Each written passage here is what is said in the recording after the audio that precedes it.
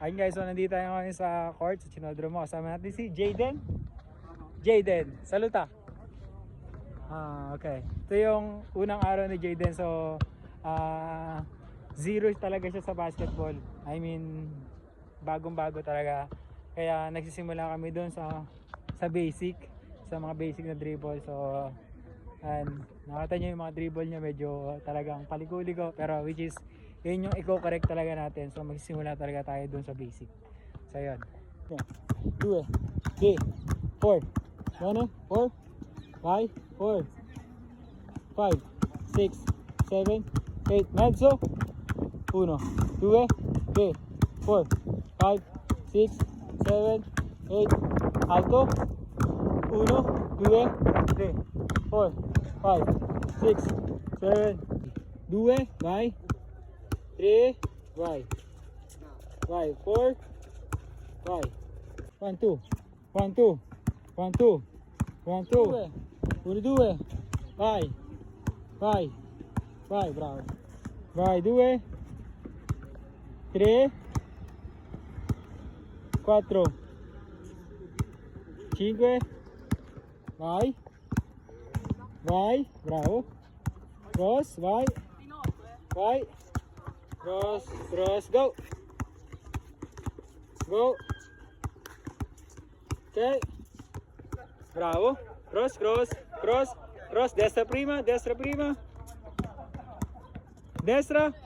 Destra piedi. Cross, go. Bravo. Sinistra piedi. Go. Eccolo, vai. Cross, go. Cross, cross, go. Uno cross solo. Bravo. Cross, cross, destra, cross, cross, sinistra, solo uno cross, uno palleggia, va bene, go, sinistra, go, destra, go, cross, okay, 2. So nakita nyo, kahit talaga sa tira, nahihirapan siya, kumbaga, ayun, kumbaga kahit sa tira, ang layo ng tira. Kumbaga kahit sa tira is bago siya. Kumbaga as in zero talaga siya, nagsisimula siya. So ang dami nating i-correct, ang dami nating ayusin sa kanya, ball handling, shooting. So ayun, samahan niyo ako sa journey ni Jayden. Oh. Sinistra. Destra. Sinistra.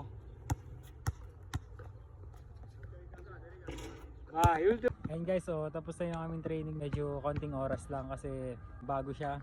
Kumbaga ang dami nating dapat ayusin sa kanya, ball handling, shooting, so lahat. Kumbaga ayun, so naninibago lang siya.